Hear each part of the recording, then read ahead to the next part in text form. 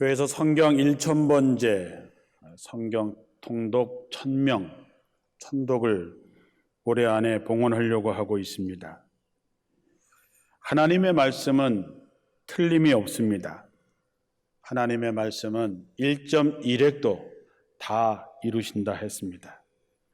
그런 마음으로 우리가 성경을 다시 보고 창세기를 다시 읽으면서 인간의 아름다움이 무너지는 장면을 보게 되고 참 마음으로 안타까운 생각이 들면서도 오늘날의 우리들의 모습을 또한 말씀의 거울에 비춰보게 됩니다. 창세기 2장에 보면 하나님께서 아담과 하와를 축복하시지요. 그리고 동산나무에 있는 모든 열매를 네 마음대로 먹어도 좋지만 선악을 알게 하는 나무 열매는 먹지 말라. 네가 먹는 날에는 반드시 죽으리라 그랬습니다.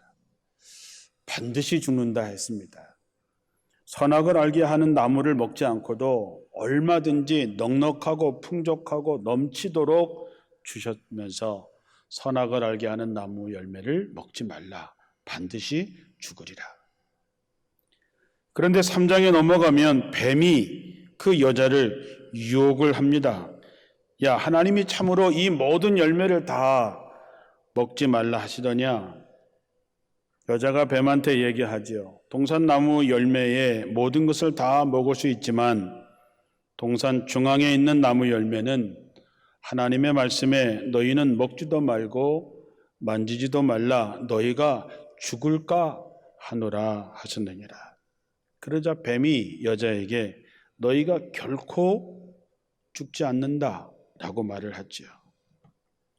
하나님께서는 네가 먹는 날에는 반드시 죽으리라 말씀했는데 이 여자는 죽을지도 몰라, 죽을까 하노라, 죽을지도 몰라. 그러자 뱀이 결코 죽지 않는다. 사람이 죄로 무너지는 단계, 확신이 없을 때 무너집니다. 분명하지 않을 때, 단호하지 않을 때 죄는 그 틈으로 돌아오게 되고 사람을 무너지게 만드는 거지요. 코로나로 어려울 때이지만 그 어느 때보다도 우리가 살아가는 방식이 신앙생활이 분명해야 될 때가 왔습니다.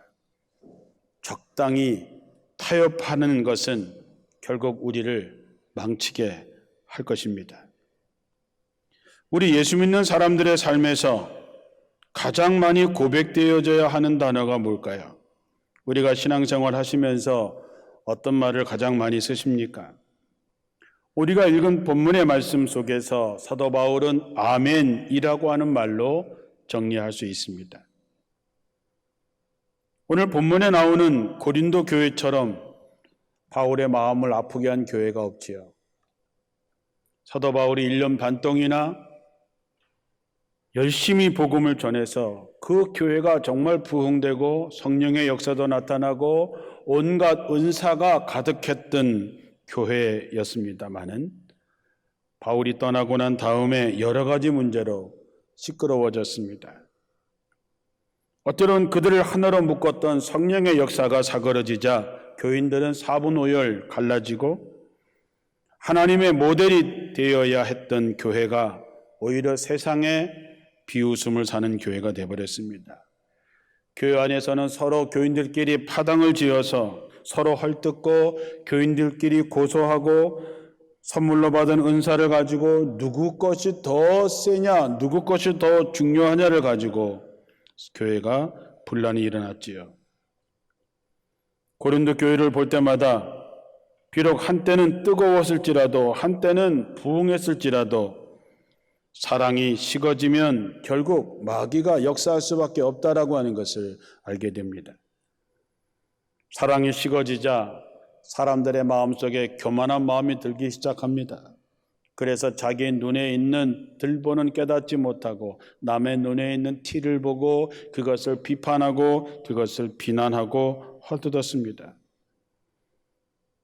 일부 교인들은 그들의 영혼을 위해서 1년 반 동안 목숨을 걸고 그들을 위해서 수고하고 애썼던 사도 바울을 비난하기도 했었습니다. 사도 자격이 없다는 등, 카리스마가 없다는 등, 변덕스럽다는 등, 심지어 자기 입속만 차리는 사람이라고 얘기했습니다. 이것은 비록 고린도 교회뿐만 아니라 오늘날 교회에도 이 사회의 곳곳에서 흔하게 일어나고 있는 일이지요. 오늘날 이 사회를 보면, 교회를 보면 교회와 나라를 위해서 애썼던 사람들이 매도당하기 십상입니다. 자기의 우월성을 드러내기 위해서 남을 깎아내리는데 서슴지 않는 세상이 되었습니다. 사도 바울은 이런 모함 때문에 마음에 큰 상처를 입어서 고린도 교회를 찾아가서 그런 오해를 풀까 생각도 했지만 그는 상처가 아물기까지 필요한 시간이 있어서 고린도 교회를 가는 것을 잠시 유보했습니다. 그러자 교인들 중에서는 한술 더 떠서 바울은 약속도 지키지 않는 사람, 하나님의 뜻보다 자기 뜻을 더 따르는 사람이라고 비난했습니다. 참으로 답답하고 마음 아픈 일이었지요. 우리가 사도 바울을 볼 때 사도 바울은 어떤 사람이었습니까? 사도 바울은 로마서에 나오는 말씀처럼 나는 살아도 주를 위하여 살고 죽어도 주를 위하여 죽습니다. 사도 바울이 어떤 사람이었습니까? 내가 그리스도를 본받은 자 된 것 같이 너희도 나를 본받으십시오. 나는 예수의 흔적을 가졌다 했습니다. 그의 삶을 보건대 그 말은 한 점 과장됨 없이 정말 진실입니다. 그러나 안타깝게 고린도 교회는 그런 상황이 되었습니다. 예수님도 말씀을 깨닫지 못하는 제자들을 향해서 믿음이 없는 세대여 내가 얼마나 너희와 함께 있으며 얼마나 너희를 참아야 되겠는가. 고향 사람들에게 배척을 당하고 돌아올 때에 선지자가 고향에서 환영을 받는 자가 없다라고 씁쓸해하셨습니다. 내가 그리스도를 본받은 자 된 것 같이 너희는 나를 본받으라 했을 때 한마디로 바울은 그리스도에게서 무엇을 보았을까? 바울은 예수님의 삶에서 오직 하나님의 뜻을 아멘으로 이루는 예수 그리스도의 그 열망을 보았습니다. 예수님의 삶은 한마디로 요약하면 하나님의 뜻에 대한 아멘이었습니다. 예수님은 어떤 상황에서도 심지어 십자가를 지는 그 상황에서도 하나님의 뜻에 아니요 라고 말한 적이 없습니다. 그래서 라오디게아 교회에 보내는 편지에서 성령을 예수님을 아멘이신 분이라고 말하고 있습니다. 오늘 이 아멘이라고 하는 단어 앞에서 우리들의 삶을 한번 되돌아보려고 합니다. 아멘이라고 하는 뜻은 진실로 그렇습니다. 그것은 분명한 것입니다. 그것은 분명한 사실입니다. 라고 하는 고백이고 또 하나는 그래서 내가 그 뜻을 나를 통해서 이루겠습니다. 라고 하는 뜻입니다. 여러분이 말씀이 선포될 때에 아멘 하는 것은 그 말씀이 진실로 그렇습니다. 그 말씀은 분명한 것입니다. 분명한 하나님의 말씀입니다. 그래서 내가 그렇게 살겠습니다 하는 것을 아멘이라고 하는 것이지요. 그렇게 되기를 원합니다. 그렇게 되면 얼마나 좋겠습니다가 아니라 그것은 그렇습니다. 나는 그것에 대해서 신뢰합니다. 그래서 나는 그 말씀을 내 삶에 이루겠습니다 라고 하는 것이지요. 예수 믿는 사람들에게는 그런 게 분명해야 됩니다. 여러분, 신뢰 없이 믿음 없이 아멘 할 수 있겠습니까? 진심으로 아멘 하는 순간 우리의 영혼이 굳건해지는 것이지요. 여러분, 그럴지도 몰라 하는데 목숨을 걸겠습니까? 아니면 그렇다 하는 것에 목숨을 걸겠습니까? 그렇다에 아멘하고 내가 아멘 했기 때문에 그렇게 살아냄으로써 우리가 그리스도인이라고 하는 것을 증명해낼 수 있는 것이지요. 우리의 삶을 통해서, 우리가 아멘을 통해서 하나님을 드러내는 것, 그것이 하나님께 영광을 돌려드리는 것이지요. 제가 늘 말씀드리는 것이지만 목사는 설교한 대로 살면 되고 교인들은 기도한 대로 살면 되는 것입니다. 예수님께서 아멘이시라고 하는 것은 하나님께 대한 깊은 신뢰의 확신과 그리고 그 사랑 안에서 하나됨을 통해서 아멘의 삶을 이루셨습니다. 아멘이라고 하는 것은 우리가 신앙적으로 하나님에 대한 신뢰를 표현하는 것입니다. 하나님의 말씀은 틀림이 없습니다. 하나님의 말씀은 진실로 그렇습니다. 하나님에 대한 신뢰를 표현하는 것이 아멘입니다. 그리고 그 말씀을 신뢰하기 때문에 그 말씀이 반드시 이루어질 것이기 때문에 우리는 그렇게 살아내는 것이지요. 믿는 사람만이 순종할 수 있고 순종하는 사람만이 믿음을 갖고 있는 것이지요. 우리는 신앙이 먼저고 순종은 다음이라고 생각하는 사람도 있지만 그렇지 않습니다. 신앙은 오직 순종을 통해서만이 입증할 수 있는 것이지요. 순종은 내 삶에 아주 구체적인 하나님의 명령을 수행하는 것입니다. 성령이 내 마음속에 감동을 할 때에 하나님의 말씀을 통해서 들려주는 소리에 우리가 아멘하고 거기에 순종할 때에 우리가 믿음의 사람으로 굳건히 세워지는 것이지요. 우리의 믿음이 지지부진을 면치 못하는 것은 한사코 아멘해야 하는 자리를 피하려 하기 때문입니다. 예수님은 어떤 자리든 심지어 십자가를 져야 하는 고통의 자리로 부르시는 하나님의 뜻에 아멘으로 응답하셨습니다. 주님은 우리의 삶도 하나님의 뜻에 대해서 아멘 하시기를 원하십니다. 믿음이라고 하는 것은 우리가 그리스도 안에서 아멘으로 튼튼히 서는 거지요. 오직 주님 앞에서만 무릎을 꿇고 세상의 어떤 권세 앞에서도 허리를 꼿꼿이 펴고 일어서는 사람, 사도 바울이 죄수의 몸으로 법정에 섰을 때에 그는 아그리빠 왕과 고관들을 향해서 이렇게 외칩니다. 오늘 내가 전하는 이 복음을 듣고 있는 여러분, 내가 이렇게 결박당한 것 외에 여러분은 나와 같은 사람이 되기를 바랍니다.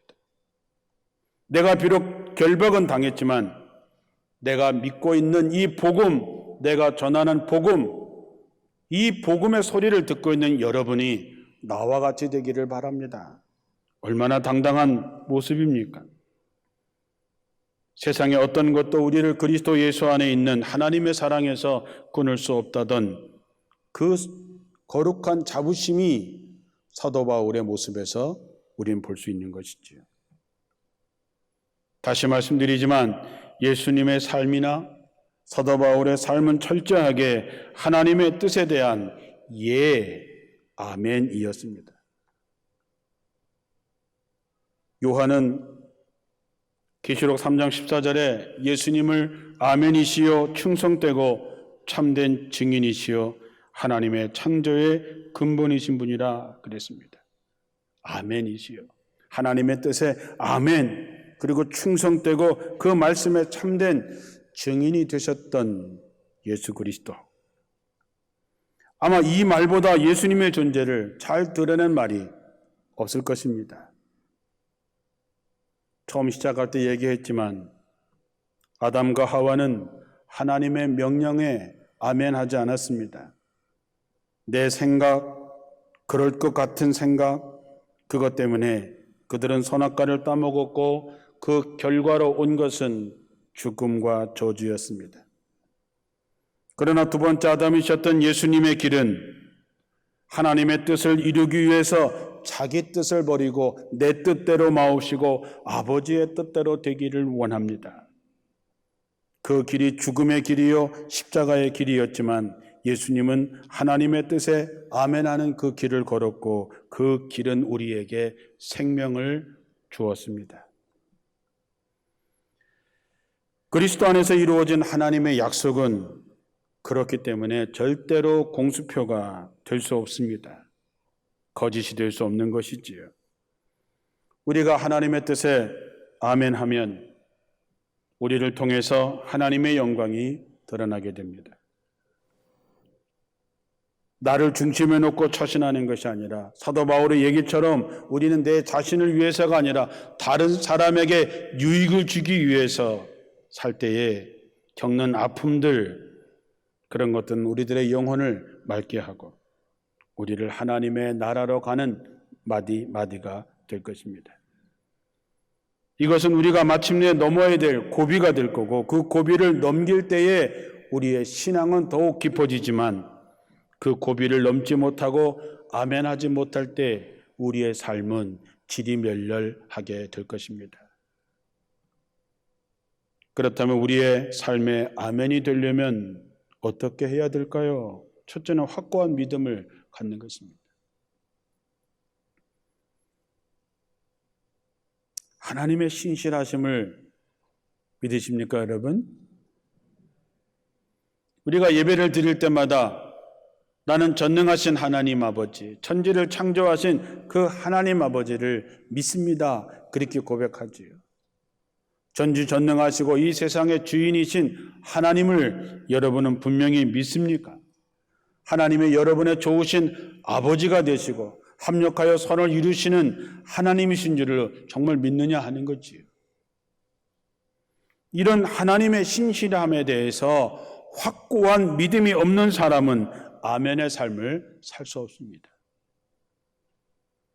그러나 하나님의 신실하심, 하나님이 나의 구원자 되시고 하나님의 자녀로 삼았다고 하는 확고한 믿음이 있는 사람, 그런 사람이 자기의 뜻보다 하나님의 뜻을 따라갈 수 있게 되는 거죠.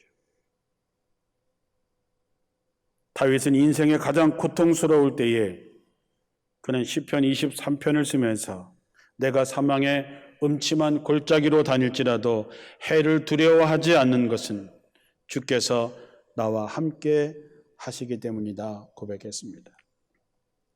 인생의 저 바닥에 떨어지고 정말로 어둠 속에서 어쩔 수 없는 그런 상황에서도 다윗은 내가 이런 사망의 음침한 골짜기 어둠 속을 지나갈지라도 나는 두려워하지 않는다. 왜냐하면 주께서 나와 함께 하시기 때문이다.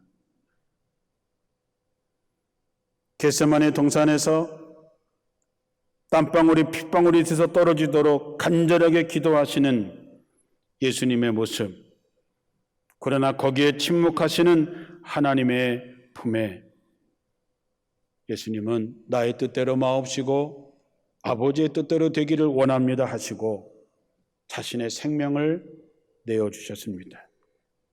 어떻게 그렇게 할 수 있을까요? 어떻게 다윗처럼 인생의 절망 가운데서 나는 두려워하지 않는다. 왜냐하면 하나님이 나의 보호자가 되시기 때문이라고 얘기할 수 있었을까요? 그것은 하나님의 신실하심, 확고한 믿음이 있었기 때문에 가능한 것이죠. 우리가 아멘하지 못하는 것은 하나님에 대한 분명함이 없기 때문입니다. 하나님의 신실함을 믿지 않기 때문이지요. 전지전능하시고 세상을 창조하신 창조주 하나님을 믿는다라고 고백은 하지만 정말 믿지 않는 것이지요. 여러분에게 확고한 믿음이 있기를 주님의 이름으로 축원합니다. 두 번째는 기도지요. 믿음이 있는 사람은 기도합니다. 하나님이 내 아버지라면 하나님 아버지와 깊은 사귐을 하는데 전혀 문제될 것이 없지요. 기도하지 않는 사람은 하나님을 신뢰하지 않는 사람입니다. 하나님의 능력을 믿지 않는 것이지요. 기도는 우리의 일상적인 삶에서 하나님의 뜻이 무엇인지를 가르쳐 줍니다. 엎드리지 않고는 하나님의 능력을 덧입을 수 없는 것이지요. 여러분, 하나님을 정말 믿으신다면 그분 앞에 가서 무릎 꿇고 기도함으로 하나님의 뜻이 무엇인지를 알게 해달라 기도하시고 하나님의 뜻을 깨달을 때마다 아멘 하고 그렇게 사시기를 주님의 이름으로 축원합니다. 마지막으로는 말씀에 대한 묵상이지요. 우리 교회가 1000번째 성경 통독을 시작했습니다. 정말 중요한 것은 뭐냐? 하나님의 말씀은 내 길에 빛이 되고 등이 된다 했습니다. 우리는 캄캄한 어둠 속을 살아가는 것과 다를 바가 없습니다. 내일 어떻게 될지, 모레 어떻게 될지 한 치 앞을 내다볼 수 없을 때에 우리의 삶을 인도하는 것은 하나님의 말씀입니다. 그래서 하나님의 말씀을 읽고 묵상하는 것이지요. 말씀을 길로 삼는 사람이라야 하나님의 뜻을 알 수 있고, 하나님의 뜻을 알아야 아멘할 수 있고, 아멘할 수 있어야 그렇게 살 수 있고, 그렇게 살아야 하나님의 영광이 드러나게 되는 것이지요. 우리는 오랫동안 신앙생활하면서 자기도 모르게 하나님의 말씀을 따르기보다는 오랫동안 한 신앙생활의 경험, 자기 지식에 의존하는 사람들이 많이 있습니다. 그러나 여러분 생각해 보십시오. 감정은 여러분을 속입니다. 여러분의 생각은 여러분을 속이지요. 하루에 12번도 바뀌는 게 우리의 감정입니다. 우리의 생각이지요. 자기를 믿다가 낭패를 당하게 됩니다. 내 생각에 먹어도 괜찮을 것 같아. 죄악의 죽음의 길로 가는 것이지요. 하나님의 뜻이 무엇인지 알고 그 뜻을 따르는 사람이 성공한 인생을 살아갈 수 있는 것이죠. 우리들 마음속에 일고 있는 여러 가지 불안과 두려움이 있지만 하나님의 말씀이 내 영혼에 빛을 비춰주시고 내 길에 등이 될 때에 우리는 어떤 상황에서도 만족하는 법을 알게 되는 것이죠. 장마 때가 되니까 집안이 눅눅하고 곰팡이가 생기지요. 여러분, 곰팡이는 다른 것보다 햇빛을 받게 되면 사라지지요. 우리들의 삶에 수많은 곰팡이들이 있지만 하나님의 말씀에 빛을 비추면 그 모든 것들은 사라지게 돼 있지요. 성경 통독 열심히 하셔서 여러분의 이름을 하나님께 올려드리게 되기를 주님의 이름으로 축원합니다. 그 어느 때보다도 신실한 믿음의 사람이 필요할 때입니다. 말씀을 이루는 삶, 아멘으로 열매를 맺어주는 그런 성도들이 정말 필요한 때가 되었습니다. 사람은 그의 열매를 그를 알 수 있다 했습니다. 그날 여러분은 어떤 열매를 가지고 주님 앞에 설 수 있을까요? 심은 대로 거두고 행한 대로 받는다 했는데 여러분은 무엇을 거두고 무엇을 받을 수 있을까요? 오늘부터라도 원주절교의 모든 성도들이 이제는 내 인생에 아멘이라고 하는 마디를 만들어 가시기를 주님의 이름으로 축원합니다. 운동선수들이 자기의 체력의 한계를 넘기 위해서 정말로 땀 흘리고 노력하는 것처럼 우리도 우리의 영혼의 한계를 더 넓히고 더 든든히 서기 위해서 아멘으로 대답하시고 그렇게 살아내시기를 간절히 바랍니다. 아담의 길을 벗어나 예수의 길을 걸을 때에 우리는 영생에 이르게 됩니다. 하나님의 말씀 앞에서 확신을 가지고 아멘으로 대답하시고 그것을 살아냄으로써 여러분의 삶에 하나님의 영광이 나타나게 되기를 주님의 이름으로 축원합니다.